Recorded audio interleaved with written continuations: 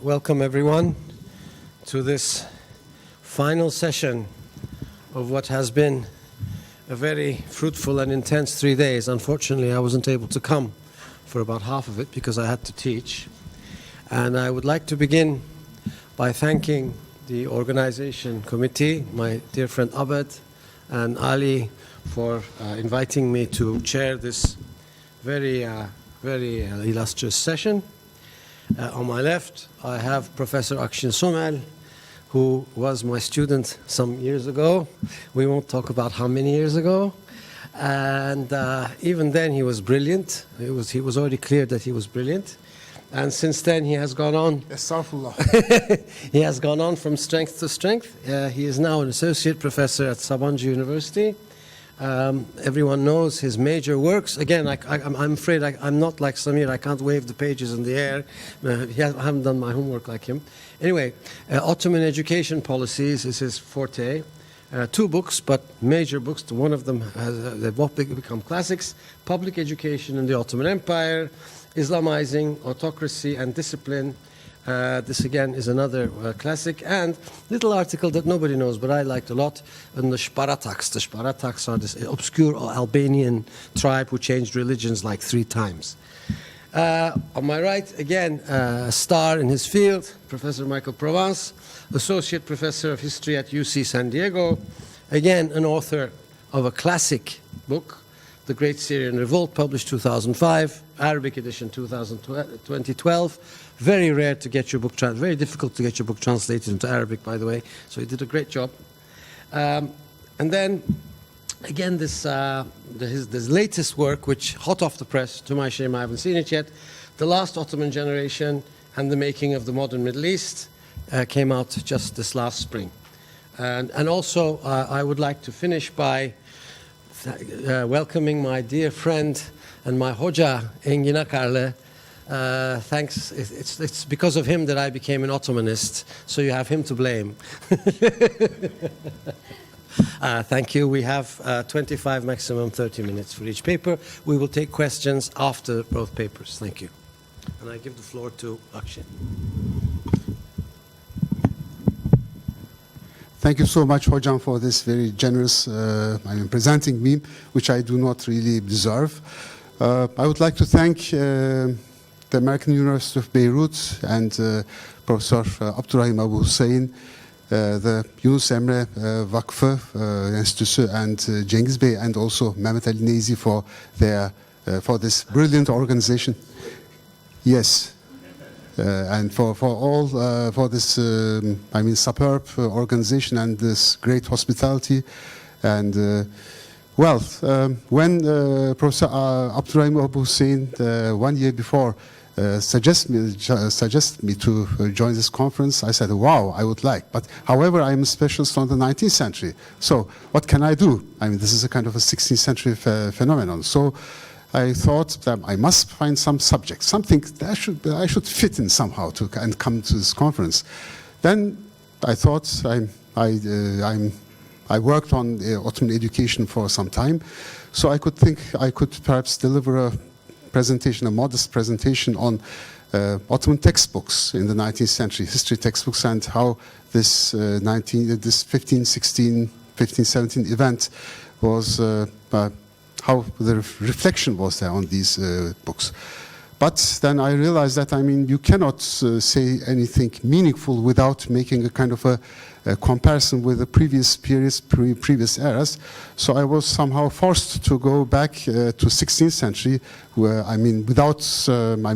although I'm not a specialist on the 16th century, I had to look at from the 1520 onwards. I tried to look at the major historiographical works of that period, and I tried to look at the 17th, 18th century, and then comparing this to see how the perceptions were in the 19th and early 20th century. So, the title, Late Ottoman Perceptions, actually the title is a little bit different now.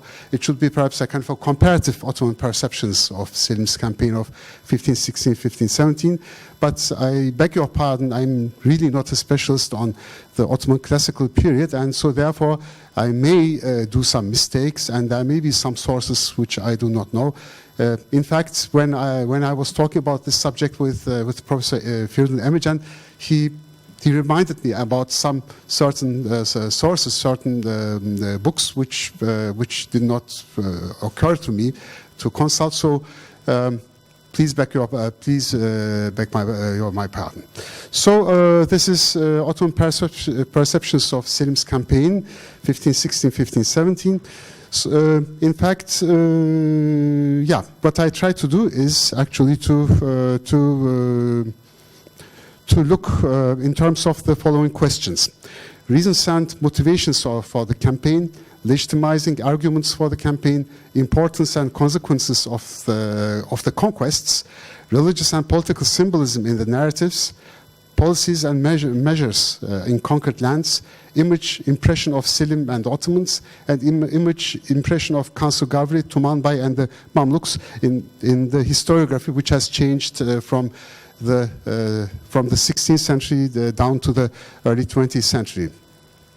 So, I mean, a lot of things came out, but it is possible to say that there emerged, I mean, there appear to be certain patterns of historical perception, and which changes to some extent from the 16th century down to the early 20th century. But we should keep in mind that I should warn you that all the things which I will mention, these are all perceptions. I mean, these are not hard facts. These are not hard facts. These are all perceptions. So it's about, I mean, this presentation is really only about the perceptions. Okay, for the 16th century, when I began to look who are the historians, I mean, the historians or the authors who dealt with history are, whom I consulted was İdris Bitlisi, Selim Şahname, Hadidi Tevari Ali Osman, Şükrü Bitlisi Selimname, Muhittin Cemalis Tevari Ali Osman, Lütfi Paşas Tevari Ali Osman. I repeated Idris Bitlisi's Selim Şahname because, I mean, although Idris Bitlisi was a very close advisor to Selim I, I mean, his accounts, he was himself directly, he was a witness of all the developments.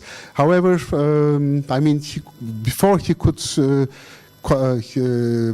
refine his draft, he died, okay? He died, and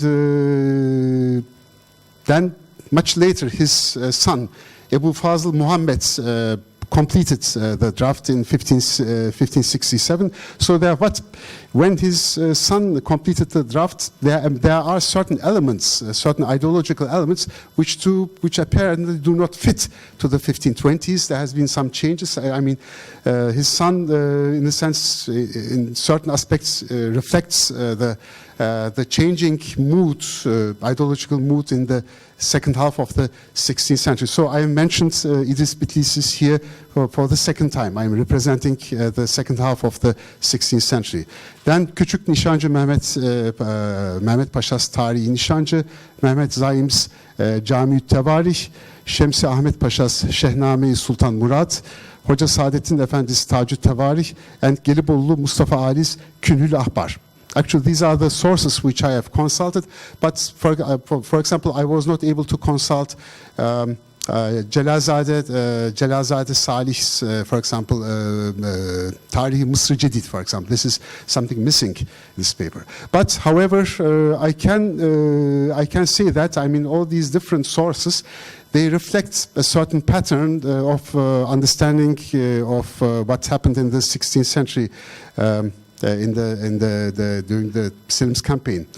What makes these sources also important is that, I mean, these were, in the case of Idris Bitlisi, I mean, they were either eyewitnesses or at least, I mean, as late as Gelibolu Mustafa Ali, they wrote things on the basis of eyewitnesses. So, I mean, they acted to a certain extent as oral historians, or it may be a little bit anachronistic to call that term because it's I mean, of course, there was not a kind of a real critical approach, but I mean, they recorded what eyewitnesses really saw. So therefore, the 16th century sources and their perception is a kind of could be considered as a sort of a scale for later centuries, perceptions of later centuries. So how can we summarize their perceptions?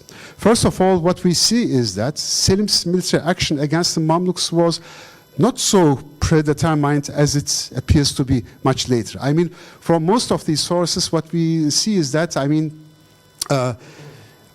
Selim initially was aimed to first to move to Iran, but then there emerged a crisis with the Mamluks in terms of the crossing the bridge, crossing the Euphrates and the Malatya territories which belonged to the Mamluks, or the accusation of the Ottomans that Kansu Garvi was in correspondence with the heretical Safavids, or the fact that the Kansu Garvi treated the Ottoman ambassadors Karaca Pasha and Zeyrekzade quite badly. So these are the different motives appearing. But what is the common is that Selim actually wanted to move towards Iran, but the crisis with the Mamluks changed the direction of the campaign. Again, from these 16th century perceptions, we see that at Damascus, after the victory at Majdabak, when Selim reached Damascus and settled his winter quarters, they were still indecisive whether to continue the campaign or not. And even later on, when Selim began to move towards the Gazeb, close to the Sinai Desert, again he sent an envoy to Tumanbay offering peace with certain preconditions, which, while keeping Tumanbay in power, would incorporate Egypt into the Ottoman realm in a kind of a symbolic way. So all these show that Selim was not so much he was not very much so determined to conquer Egypt. In terms of legitimacy, illegitimacy issues, we get the impression from the 16th century perceptions that the Mamluk Circassian rule over Egypt and Bilad Sham was really illegitimate. They were either oppressive, unjust, or they were characterized by arrogance. They were acting arrogant towards the local population, or they lacked noble blood. It means that they were of slave origins, or they acted together with the Shiite heretics. What is quite striking, according to me, is that there is a kind of a religious symbolism which is very much related to Abrahamic traditions. For example, in all these 16th century sources, we see that Prophet Dawood's grave or Makam was located in Majdabak. This is very much underlined. Or Selim's visits to the tombs of Abrahamic prophets and saints. Enbiya Evliya in Jerusalem and Hebron. This is very much mentioned, and how Selim distributed huge amounts of money to the local churches, to the synagogues, etc., to the different Christian and Jewish communities in that area. Or the characterization of Egypt as the throne of Joseph. Egypt has been always has been understood in terms of the metaphor, throne of Joseph. Or, for example, the comparison of Tumanbay with the biblical pharaoh. So while Selim is in the position of, for example, in the position of Moses, Tumanbay is the pharaoh. So it's very much biblical, pre-Islamic biblical notions, as we see. So this is something very striking. Also, these texts seem to be quite honest, because they described in a very open manner the harsh measures and even massacres committed by Selim, such as the events in Ramle or in Gaza, as well as the suppression of the insurgency in Cairo, the 3 days insurgency, but again, we had a lot of discussions which were initiated first by Feridun Emecan, then by Zishan Hanım, then also this morning we had Tufan Buspınar about the issue of caliphate. In the 16th century perceptions, there's not any word about the caliphate in these texts. However, After 1570, we see the emergence of a new motive, which did not exist previously, and this is the idea that Selim aimed to conquer the Arab lands, to acquire the honor, to serve the two holy mosques. At that time, the term Hadimu Harameyn Şerifeyn does not occur in the text, but the honor to serve, Harameyn Şerifeyn'e hizmet etmek, in this type of expression.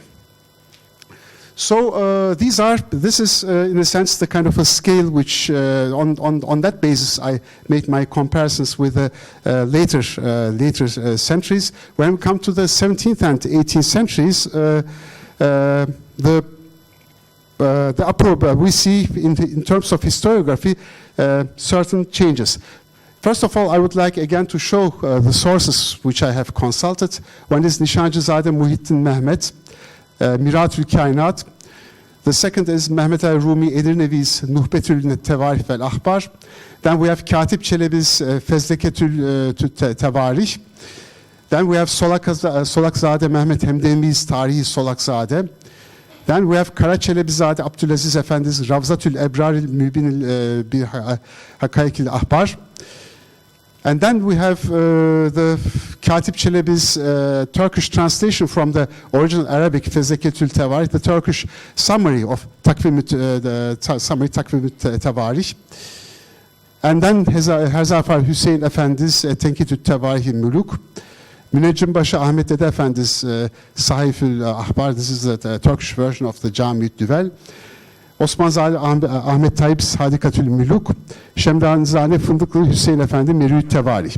So these are the sources which I have consulted for the 17th and 18th centuries. But I have to say that it is first there's something which I should include. Which I have forgotten to say. I haven't consulted the Vakay Nüvis, the court historians' chronicles, because they relate about the time they lived. However, here in this case, what I have looked are either general Ottoman histories or universal histories, but not those Vakaynames which belong, let's say, Naimaz history. It belongs to the time which began from 1656 down to 1716. So these are mainly general histories, but these are not the Vakaynames or the court chronicles histories. So what do you see? I mean, these are mostly, I must say, a kind of a careless copy-paste versions of the 16th century works. I mean, there we see a kind of a clear decline in terms of the quality of what has been told. It is real much of a kind of a copy-paste version of production. And there's a kind of also carelessness about being careful about the factual accuracy in terms of information. But there are two notable exceptions. Two notable exceptions. One is Solakzade Mehmet Hemdemi, Tarihi Solakzade, which is really, I mean, among these other sources, he appears to be really, I mean, to have done a good job in terms of being careful, consulting the 16th century sources in a very, very careful way. And second is Katip Çelebi's Fezleketü Tevarih. Katip Çelebi's Fezleketü Tevarih is probably the first really scientific in positivist and in terms of experimental sense, the first text we encounter here in all these accounts where supernatural actors or religious forces do not play any part in historical events. Events are described in a we can say in a modern sense, where all the actions are very much connected to in terms of rational choices, rational causalities. So therefore, Katip Çelebi's Fezleketü Tevarih is considered to be the first modern historical work among the others. Another very striking exception is Evliya Çelebi. Evliya Çelebi's Seyahatnamesi, and he's probably the only original source among the 17th and 18th century sources, because Evliya Çelebi in his 9th and 10th book, I mean, these describe his travels to Syria, to Palestine, in the 9th book. In the 10th book, the 10th book includes Egypt and Sudan and Bilad Habesh. There, Evliya Çelebi has recorded local traditions about how the local people remembered Selim's campaign of Mercidabık and Ridaniye, and how was Selim perceived by the local population. The memory, that's what he has recorded in his Seyahatname. So Evliya Çelebi's Seyahatname is therefore quite valuable. So what do we get in terms of the perceptions in the 17th and 18th century? First of all, in the 17th and 18th century, we see that the issue of the custodianship of the two holy mosques, Hadimül Harameyn Şerifeyn, it becomes a standard historiographical theme. It becomes something very much standard. Second, we see a major change in historical outlook. As I said, in the 16th century, it was quite unclear among the historians whether, in terms of Selim's aims, really from the beginning to conquer Egypt. However, in the 17th and 18th century historiographical works, I mean, there's this impression that Selim from the beginning was very, very clearly determined to conquer Bilad-ı-Şam, Egypt, and acquire the title of Hadimül Harameyn Şerifeyn. And here we see the notion that Selim aimed to unify the core Islamic lands. He aimed to unify the core Islamic lands, so he had a kind of an aim to really to create a kind of a unified Islamic empire. And what is also very interesting is that in the 17th and 18th centuries, the Abrahamic elements of religious symbolism, it disappears. It's completely or nearly disappears. But however, there's one exception, and this is Evliya Çelebi. I mean, if you look at Evliya Çelebi's 9th and 10th books, there's still some remnants of these Abrahamic religious symbolism, or the people mention this, the grave of Abraham, of Davud, and Selim's visits, etc. But in historiography in general, this disappears. So when we come to the 19th and early 20th centuries, we can say that there's a kind of a growing pluralization in outlook, because I mean the Tanzimat period represents a time, the young Ottoman movement, and with Namık Kemal has a totally different outlook. The reign of Abdülhamit is a time which in a sense is a kind of a repetition of the Tanzimat period outlook. And then we have the Young Turk period. The Young Turk period itself consists of different outlooks. So how much time do we have? 12 minutes. 12 months, okay. So I try to be as quick as possible. For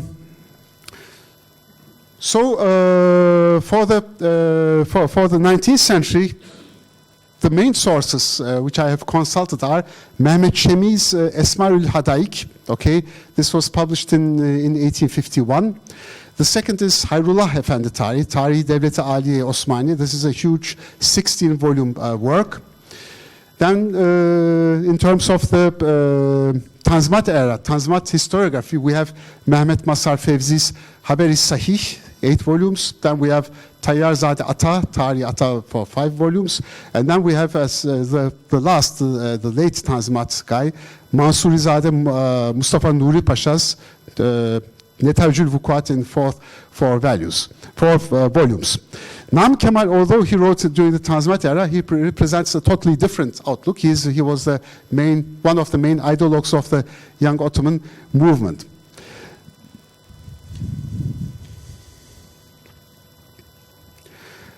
So here first I will discuss in detail Hayrullah Efendi's Tarihi Devleti Aliye Osmaniye. This is quite an important work in terms of creating a new historiographical shablon for the later generations, actually. In fact, it was Hayrullah Efendi's Tarihi Devleti Aliye Osmaniye which created a kind of outlook which would to more or less extent would be continued, would be followed by later historians of the Ottoman times. So, what do we see in Hayrullah Efendi? First of all, the delivery of the sacred relics, the Emanat-ı Mukaddese, to Selim in Egypt. Okay, this is something which I did not encounter in previous historiographical texts. Perhaps it existed. Perhaps Feridun Emican will correct me. I don't know. But I mean, the notion of the delivery of the sacred relics to Selim in Egypt, according to Hayrullah Efendi, it provided the transfer of the caliphate from the Abbasids to the Ottoman dynasty. And this is something. It appears to be in terms of General Tevarih-i Ali Osmani, series of historiographical works, or in terms of universalistic works, it looks like a novelty. The transfer of the caliphate to the Ottoman Sultan, which under the Mamluks had nominal power, which when I provide the caliph actual political power. This is again something which we, in terms of historiography, which seems to be very, it's a kind of like a novelty. Again, Selim was right from the beginning. He was determined to destroy the Mamluk Empire and conquer Egypt. And Selim aimed at unifying the Sultanate of world Muslims under his own authority. But very, very interestingly, with the Tanzimat period, we can encounter now a different approach. And this is a growing uneasiness about the massacres Selim committed at different locations during the campaign. I mean, what I mean is the events at Ramle, the events at Gaza, and the massacres at the Cairo during these 3 days events following the Ridaniya War. So there's a kind of uneasiness which may be related to the Tanzimat reforms, the growing notion of human rights, the notion of ırz, can ve mal güvenliği, emniyeti, the aim to create a kind of a Rechtsstaat, a kind of a rule of law, etc. So it's during the Tanzimat era there's a kind of growing uneasiness about Selim's actions. So the other author, which is interesting, is Mehmet Masar Fevzi. There, actually, he has, in contrast to Hayrullah Efendi, he states that Selim's original aim was actually to move to Iran and to destroy the Shiite Safavid state. However, later on, actually, later he became determined to move to Egypt, and. Again, it was Mehmet Masar Fevzi. He claimed that while Selim aimed to attack Iran, his aim was actually not only to destroy the heretical Shiites, but also to provide the unification of the Muslim millet around the globe. And again, Mehmet Masar Fevzi, he's uneasy about the massacres committed by Selim. And here, but we see, together with the growing young Ottoman movement, the adoption of a new patriotic language, which is attributed to Selim and his army, the qualities of heroism, kahramanlık, and bahadırlık. This becomes more and more kind of a patriotic language, which is still expressed in terms of Islamism or Ottomanism, but then in the second constitutional period, during the Young Turk period, it becomes a part of the Turkish nationalism. So there's a kind of a shift, a kind of a transformation of outlook there. So I don't have much time, but I will shorten my presentation by two notable guys. One is Mansurizade Mustafa Nuri Pasha. And the other guy is the second constitutional period historian.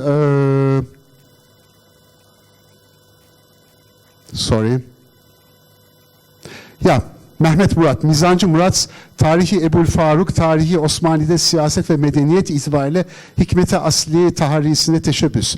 Now these two authors, I mean Mehmet Murat, who was a former young Turk, and Mustafa Nuri Pasha, Mansurizade Mustafa Nuri Pasha, these are the two authors who were really critical about Selim. Actually, they considered in religious terms, in Islamic terms, as inhuman what Selim inflicted in Gaza, in Ramle, and in Cairo.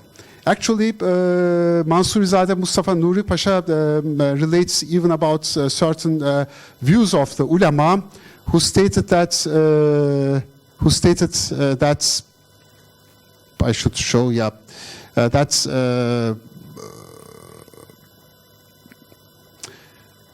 sorry, I should find 5 dakika. Okay, yeah.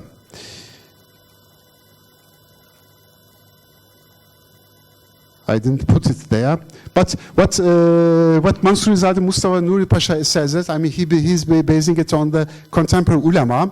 He says that it would be much more preferable if just one Christian peasant would be converted to Islam, or one Christian village would be conquered, instead of killing thousands and thousands of Muslim blood. So I will finish my presentation here. That's enough.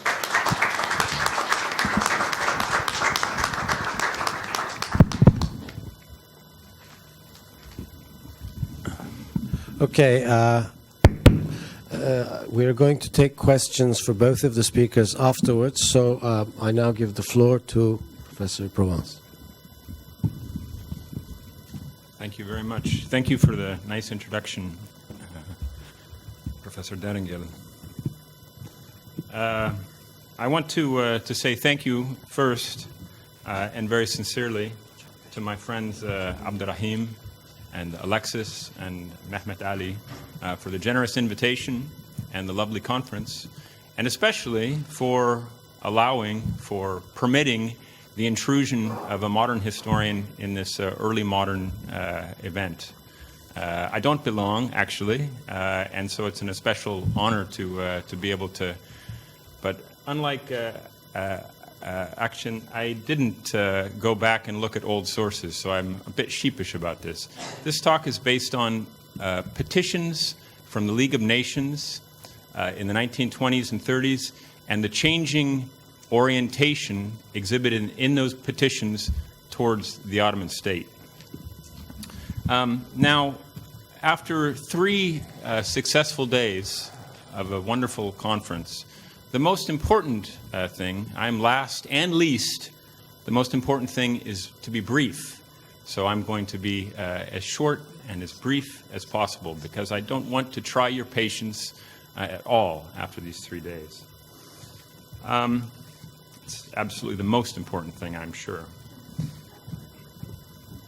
Between 1920 and the 1960s, the Ottoman past in the Arab countries came to be seen as a period of occupation like more recent colonial occupations.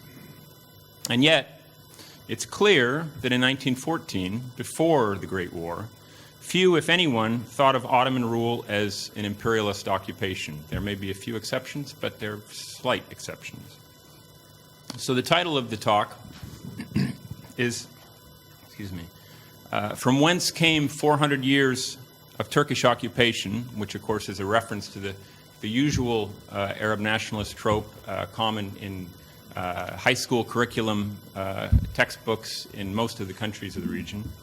Or to put it another way, who erased 400 years of shared social, political, and economic life, Ottoman economic life in Bilad al-Sham? It's a tragic story, I'm afraid, this period that I'm talking about, and so I apologize for that. It's a bit unfortunate to leave with a tragic story after 3 glorious days, but so be it. Now, there's many possible answers to the question of this, what became of this shared past and its memory. Some possible answers are the trauma of the First World War, the famine, the safarbarlik, the tyranny and misrule of Jamal Pasha in Damascus and Alais. But something that I like to do, and I confess, is to sometimes imagine conversations with great historians of the past. And when I think of the imaginary conversations I might have with great historians of the past, many of them are AUB historians. And so I was thinking of asking Zain about this, where came 400 years of Turkish occupation. And I was thinking about asking other great historians of AUB what they might say, like Asad Rustam or Nicola Ziade. And I thought that they would probably say, well, events gave us 400 years of Turkish occupation, and a changing scene, and the people of the time were people trapped between seismic forces beyond their control, and this international scene was merciless to their aspirations and their feelings and their hopes of this period of the 1920s and 30s. And this is why I say it's a tragic story. So some initial assumptions then. Ottoman state elites in this period before the Great War were educated in the same state civil system or military system and shared a linguistic and cultural identity without regard to their place of origin or mother tongue, whether they were from the Arab regions or Bulgaria or the Circassians or the Balkans or any number of places, Yemen, for example. And the post-war settlement imposed it explicitly denied the possibility of this cosmopolitan Ottoman self-representation. The possibility for that to exist was foreclosed permanently for everyone.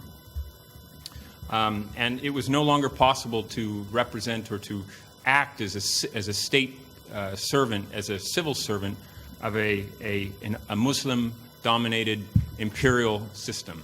This was finished. So today it's 400 years from 1516, but it's 100 years from the Sykes-Picot Accord in 1916. And the League of Nations mandate regime has a direct line, the mandate regime that ruled this region, Lebanon, Syria, Palestine, Iraq, has a direct line from that Sykes-Picot Accord of 1916. And the mandate regime, the League of Nations, and nations is not coincidental, the name nations in the title is not coincidental, was the mechanism by which Woodrow Wilson and the British and French governments devised to adjudicate the Ottoman partition, full stop.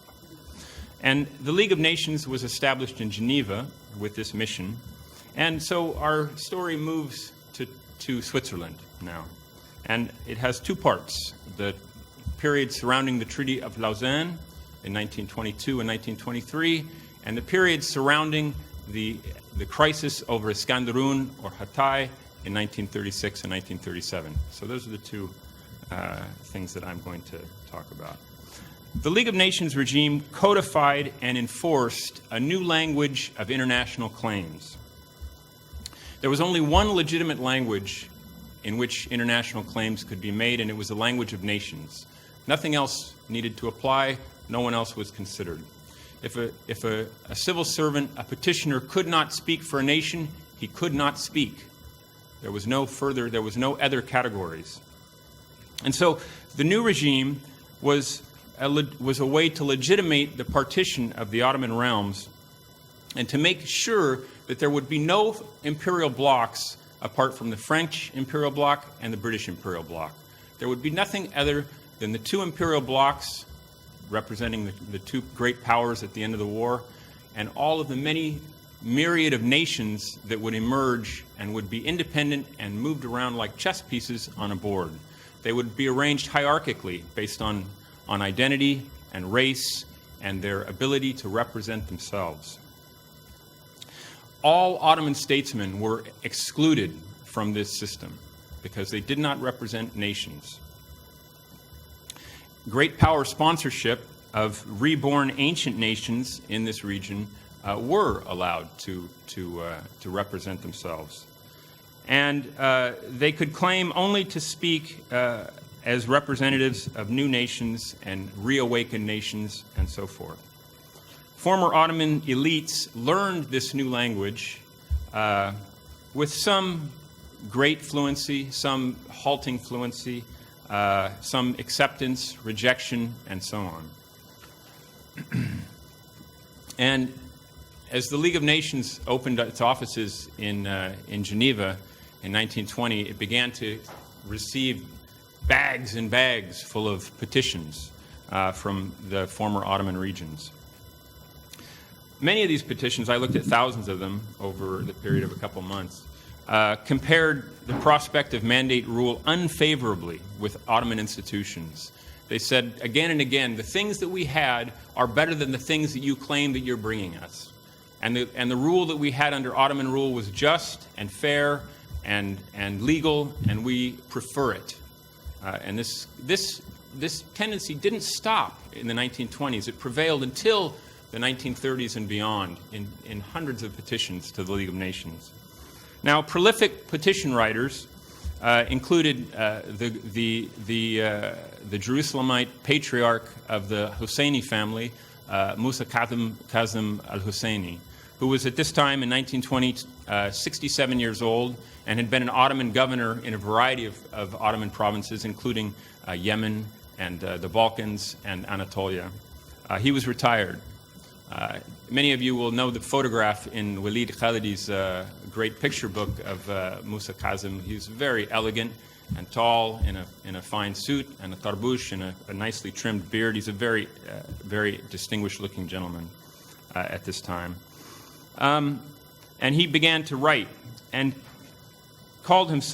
identified himself as the legal representative of all classes and communities of the Palestinian Arab people in 1920. Another prolific petition writer was Shakib Arslan, the grandfather of Walid Jumblat, who went to Geneva and took up residence there as the representative, the secretary of the Syrian-Palestinian Congress. They went and they visited and they presented petitions, and they were denied the right to speak again and again and again. And William Rapard, the Swiss American-trained diplomat and chief of the Mandate Commission, wrote, "I cannot bring myself to feel that we are not doing our full duty towards the inhabitants of these territories, not nations, territories." That's my note. Their protests are certainly often naive and badly worded, although they were neither naive nor badly worded, in fact. But I do feel that they can make out a strong case against the way in which they have been and are being treated by France and Great Britain, as well as the League of Nations. I think that we should not forget that in the course of the war, these populations, not nations, were promised independence, and that the covenant recognizes their rights to be consulted. Now, in late 1922, all of these people I mentioned, Musa Kazim al-Husseini, Shakib Arslan, and many others from virtually all of the countries under mandate, attended a conference that took place in Lausanne. It was the Treaty of Lausanne in late 1922 until 1923. The Lausanne Treaty codified the birth of the independent Turkish Republic. Mustafa İsmet Pasha, or İsmet İnönü, was the chief negotiator for the nationalists. He went to Lausanne in November of 1922 and stayed until the conclusion of the treaty, the signing of the treaty in July of the following year. He exasperated the British delegation with his stubborn refusal to compromise. But of course, he had little reason to compromise. And his document of negotiation was the Turkish National Pact. The first article had stated that the Ottoman regions, I should say, with an Arab majority, under British or French occupation, should have their status determined by the free choice of the inhabitants by referendum. And he emphasized this position. He noted that the populations in Iraq, the Ottoman populations of Iraq and Syria, had not been consulted about their wishes, and he accused the British of coveting the oil resources of Mosul. He got in a big fight, a continual argument over months with the British Foreign Secretary, Lord Curzon. Curzon countered by claiming that his government, the British government that is, was bound by 3 pledges. It's a sad story, but this is at least a bit comical. First, the Arab nation would not be returned to Turkish rule. Second, the government was bound by a pledge to the Arab king, Faisal that is, who he claimed was elected by the whole country. Finally, Great Britain was bound by a pledge to the League of Nations, which had assigned a mandate over the whole of Iraq. No territorial adjustments were possible without the consent of the League. He wrote, this is a direct quote, "I hope that my argument," and this is the bit that's a bit comical, I'm afraid, but in a rather bitter way, I hope that my argument will convince that it is quite impossible for my country, Great Britain, consistently with a due sense of honor, to run away from pledges it has given, to break its word before the world, to cut out the Vilayet of Mosul from the Mandate's territory and give it back to the Turkish delegation. Invocations of British honor cannot have been impressive to Ottoman citizens or ex-Ottoman citizens at the time. Now, the disagreement over Mosul was drawn out. It took months. Britain successfully framed the discussion based on the national idea. And Britain claimed that the population of Mosul was an Arab population. Consequently, it was the mandatory over the Arab populations and had the right to decide what would happen there. Ismet didn't know the new language too well yet. And so he said that the Ottomans had ruled these places for a very long time indeed. And they knew who lived there. And, but then he began gradually to get with the program and abandoned the claim to speak for the Arab populations of, or the so-called Arab populations of Mosul. He argued instead that all places with a Kurdish or Turkish-speaking population should be part of the Turkish Republic because actually people could speak Arabic and Kurdish or other languages and still be Turks. So you see, this is the process by which Ismet is adopting himself and learning a fluency in this language of international diplomacy imposed by the British government and the League of Nations. Now, there were people there from many other places, and Musa Kazım was there, and Shakib Arslan was there, and a number of other former Ottoman statesmen from these regions that were under occupation were there. And they asked Ismet what this all meant for them. And he said, it means that you're on your own. We'll do what we can. We'll ask for a referendum, but you are on your own. And this was a bitter pill that the language and the situation and the international scene had passed them by and was steamrolling them in a way. Now, after the disappointing reception in Lausanne, Shakib Arslan and Musa Kazım and the Jerusalem delegation traveled on to the League of Nations at Geneva.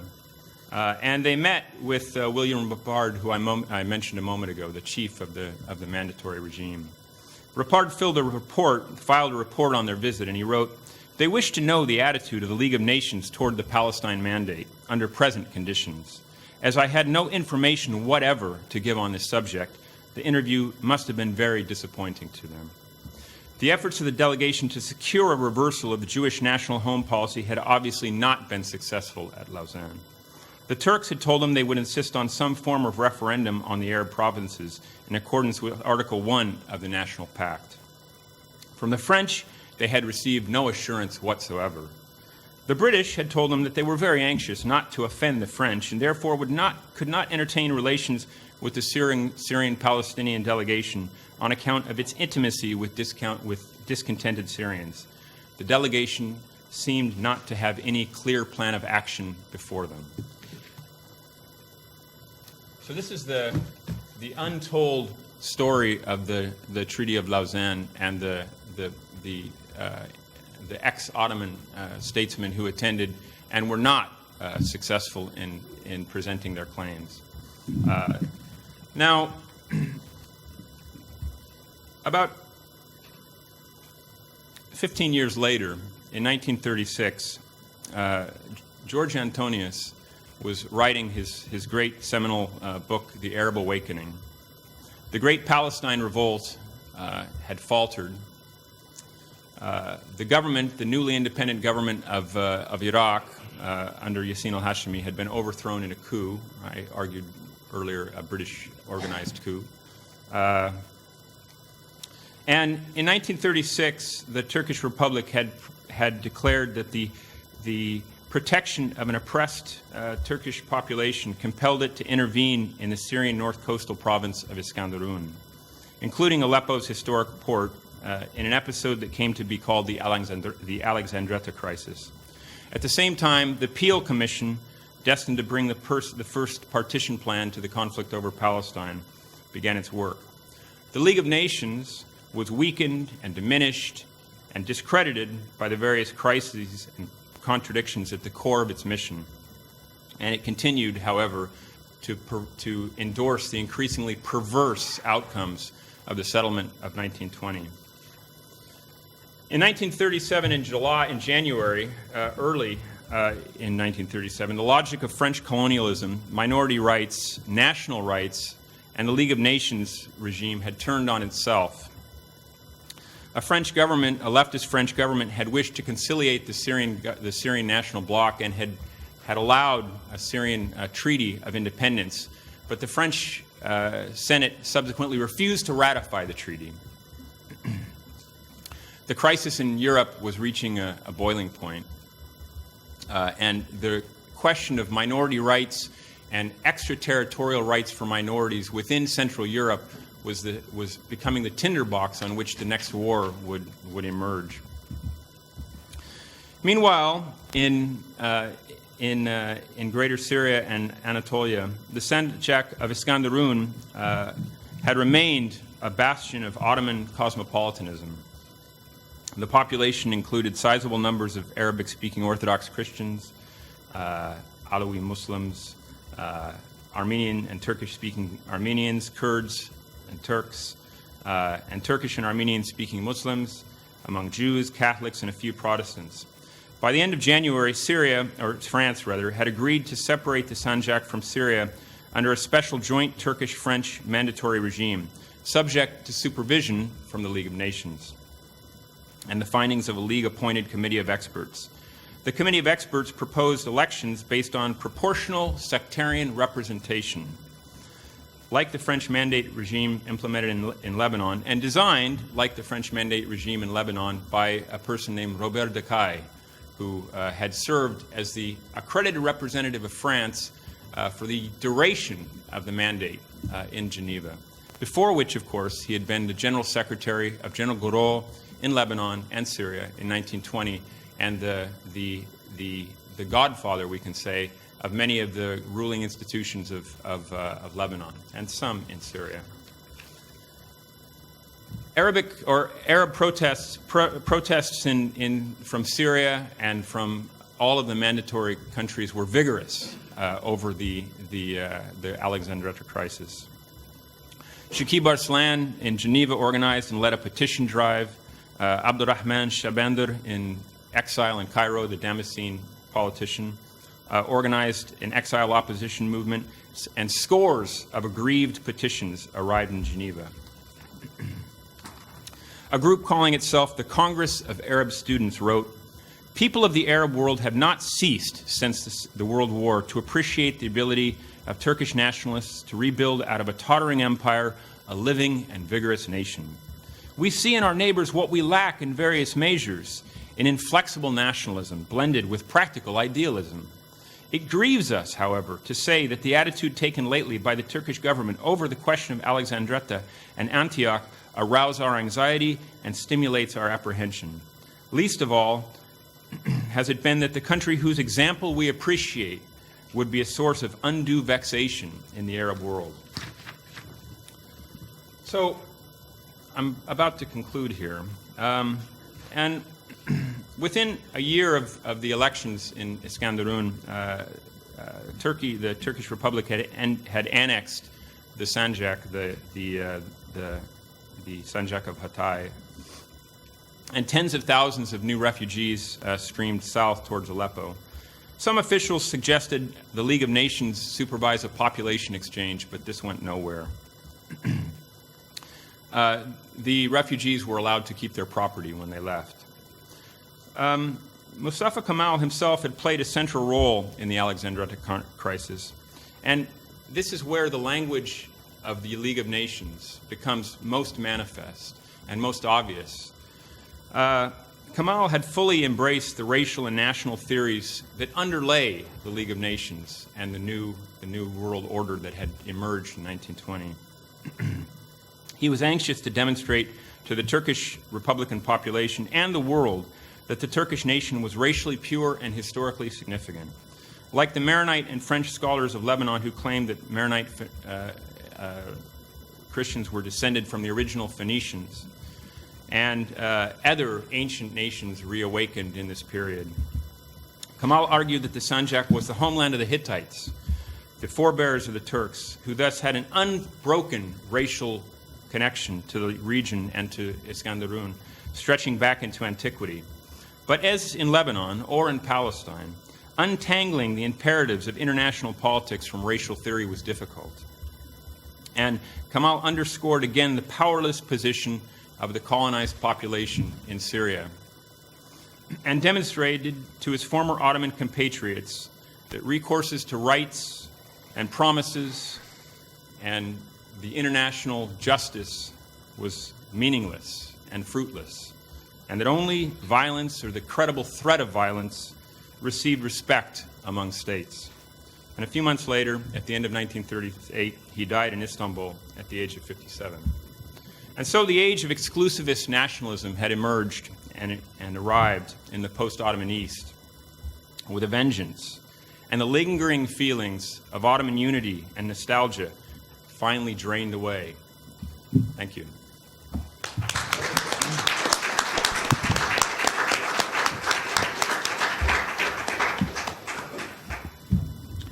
Wow. Okay. I've completely forgot to keep track of time because I was taking notes. You did fine. You did wonderfully. Okay, we have time, actually ample time for questions. We end at 4:30. Okay, we have half an hour minimum for questions. We need a simultaneous translation for this gentleman. And for you too. And for me too, yes. God, that was so good. I'm crying.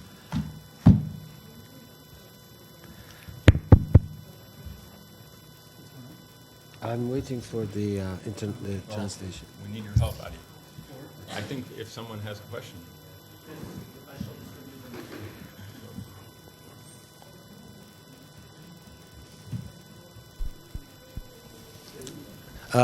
Engin Bey?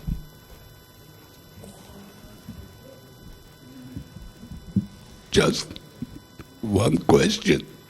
I'm surprised you didn't come all the way to today to the Yavuz Sultan Selim bridge. That would connect perhaps with the conclusion of Mike. So you don't have to answer the question. It may be dangerous, but I think it's important to remember these fluctuations from cosmopolitanism to this sort of exclusive nationalism. What nationalism has been doing to this, or sectarianism, nefs-i shay, sectarianism, exclusive nationalism, is a mentality with really dangerous conclusion, implications, and results. So I think, let us see if you can connect it to the bridge. Thank you.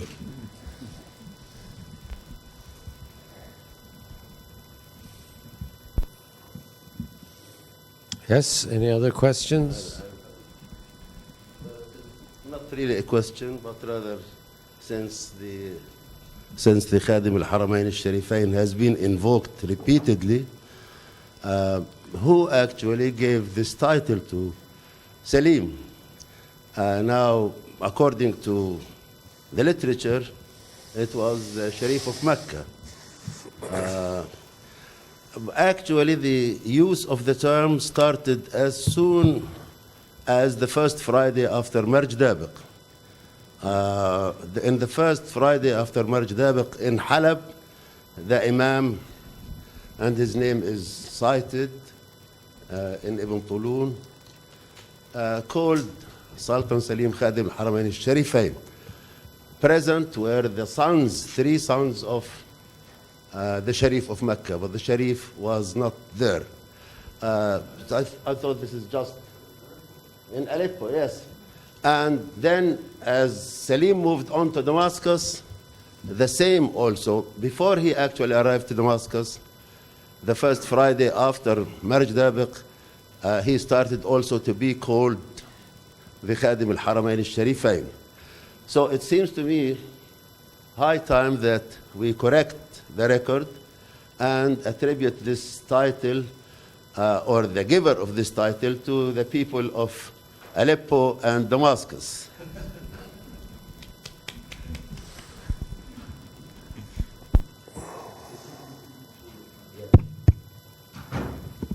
Perhaps I would like to make a kind of a follow-up. I mean, this is mentioned in Ottoman historiography with Hayrullah Efendi. Okay, I mean that's for the first time in Ottoman historiography, the fact that or the information that Selim's name was mentioned together with the honorific title Hadim Haramain al-Sharifain in Aleppo, in the main mosque of Aleppo, in the first Jumu'ah, Friday prayer. It is mentioned for the first time in the history of Hayrullah. Previously, you don't see that.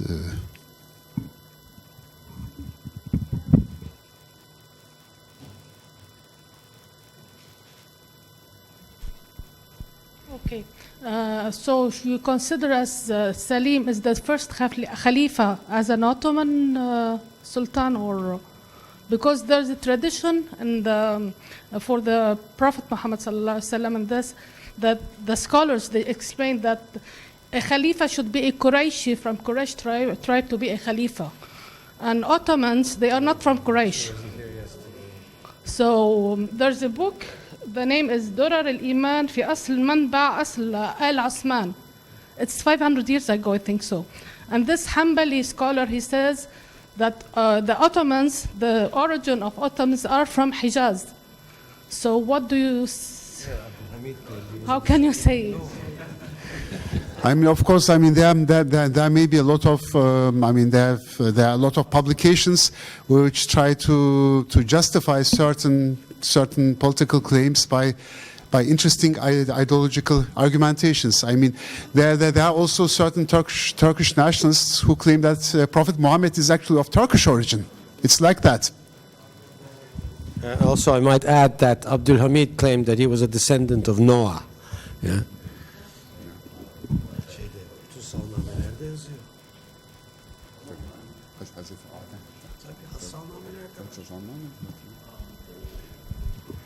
Yes. This is a question to Dr. Michael. You know, I was reading a bit about the Austro-Hungarian Empire, and it had the same crisis as the Ottoman Empire in terms of kind of a crisis of representation, of language, but also a crisis of political representation. What are we? And they used to call it Kakania, right? The kind of undefinable realm of the Austro-Hungarians. And when I was reading it, I was like, this is very much the late Ottoman Empire. A very cosmopolitan place, but cannot be defined. I'm not sure if there are comparative studies about these two empires and if there's something out there to be investigated more about that, because I think there is, and maybe if you can, you know, explain a bit. Thanks. It's a great question. I will hand the microphone over to Salim Bey, who has something to say about. Wait a, I mean, just a second. In one moment, I will. So the difference is quite a crude difference, actually, which wasn't explicitly stated in the work of the League of Nations. So all of the post-Habsburg nations became independent, and so there's a petition which I read and can cite, you know, sort of from memory, from Shakib Arslan from about 1923, where he says, the Czechs are free, and the Poles are free, and the Bulgarians are free, and the Hungarians are free, and we are not free, and they are not more civilized or more developed or more deserving than we. So why are we not free? So this is the precise issue. And the reason was because the Ottoman state was partitioned intentionally, and in fact, part of the war itself was based on a desire to partition and to occupy and to claim the strategic Ottoman realms, I would say.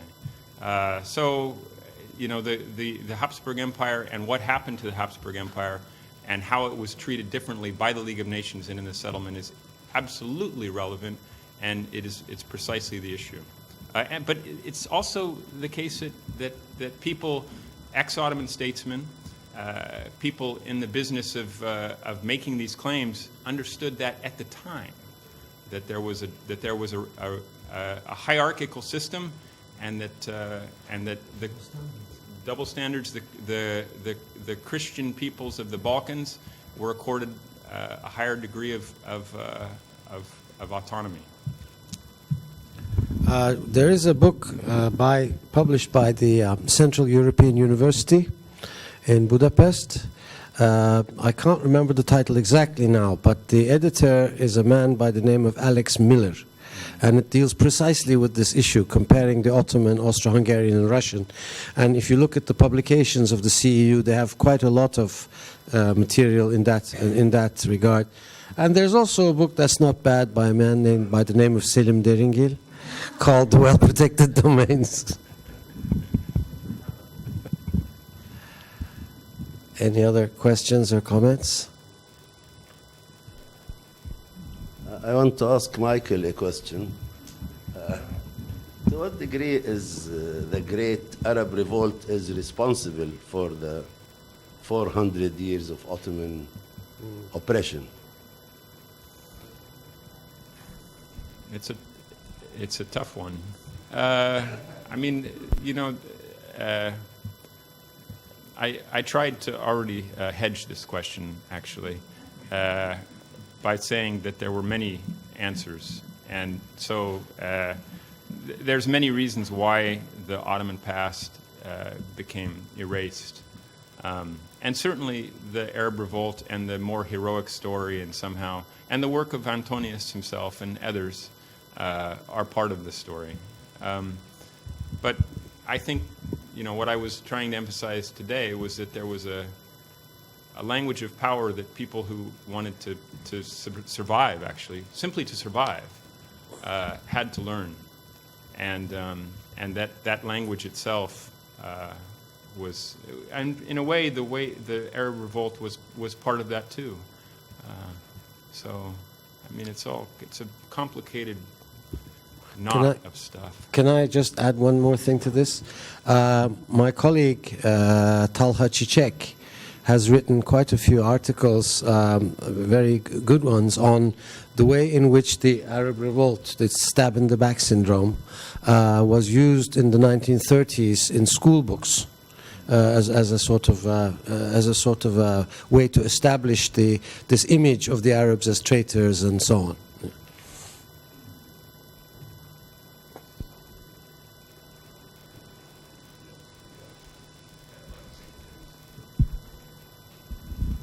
The very emotional remark. I hope you give some credit to the Arabs for not learning that language easily. I mean, at least at that point, by now, they may have learned it. And they pay a price for it. But for that time, you have to give some credit for not comprehending it for their own more general perspective. Thank you for this wonderful question and a very important point, which I wish to emphasize with real determination. The petitions are poignant, and they're heartbreaking, because they speak with a voice that's reasoned and based on rights and justice, and they're articulate and perfectly stated, and they take all of the things that were said and all of the things that were promised, and they enumerate them with great care, and they list carefully the Ottoman institutions that were superior and more just and more representative, and how the institutions of the colonial and mandatory state are defective and unjust, and the fact that they were disposed of unread in many cases, or not taken seriously, and yet people continued to write and continued to make this case through the decades. I think it's a very important point. So it's completely correct to make this point that they insisted again and again and again on the rights, on legitimate rights, and not to learn this language that was imposed. So.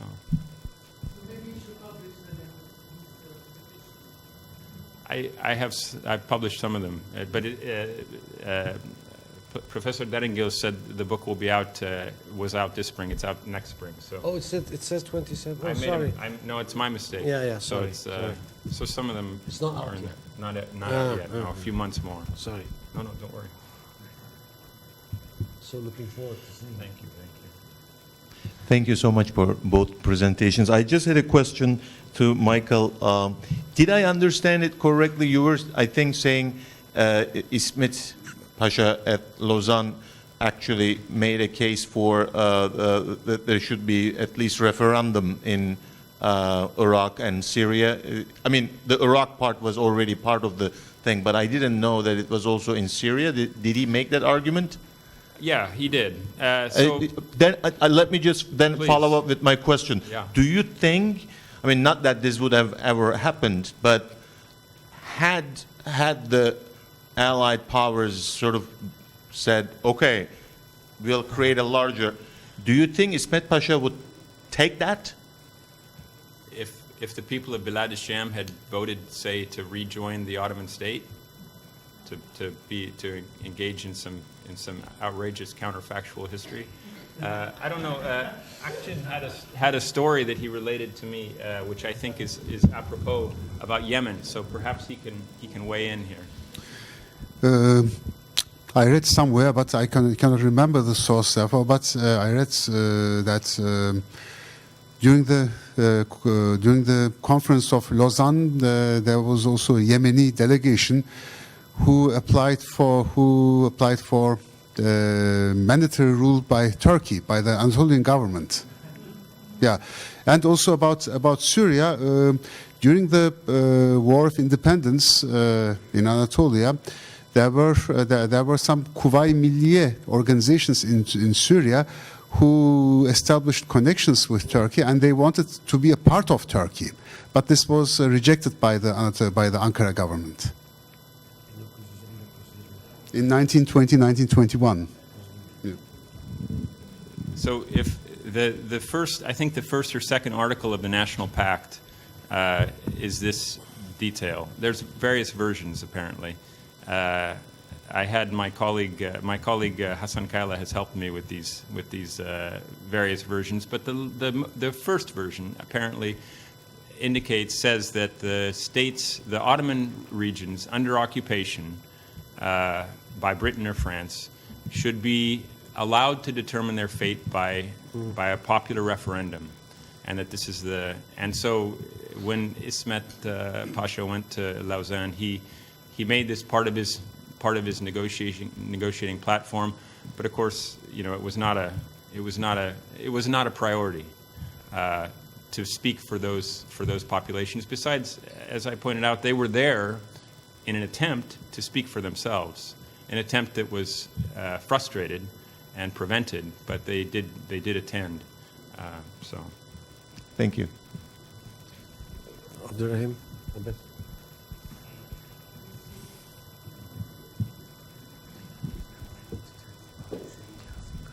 Just a follow-up on this question about rapprochement between Arabs and Turks, which happened actually very early after the end of the First World War.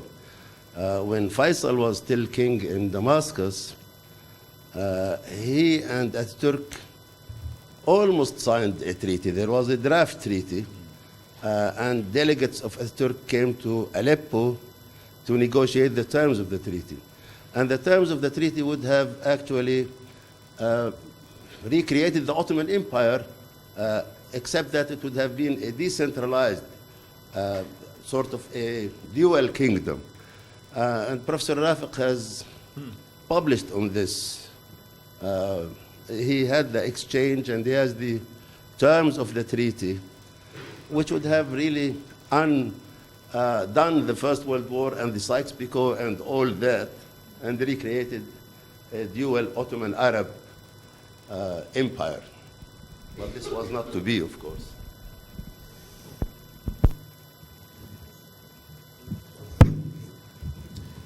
Just to follow up to what Professor Abu Hussein has said, I mean, of course, this idea of a dual Ottoman Arab or Turkish Arab Empire, this was an idea of the Hizbullah Merkeziya, of the Beirut meeting in January 1913. On the model, the explicit model of the Austro-Hungarian decentralized monarchy. One little word about the Austro-Hungarians being treated more fairly. The Hungarians would very much disagree with you. Fair enough.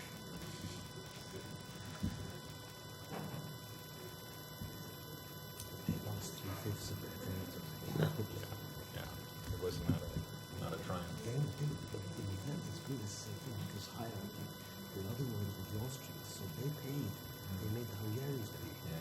To this day, they don't forget that. I can imagine. Sorry, we're not supposed to have this private conversation. I keep forgetting. Any other questions or comments from the floor, please? Well, I guess it's time to say thanks, and then we have some concluding comments. That is there somebody raising the hand that I didn't see? No. Now we would have Ali Wick to make some concluding comments.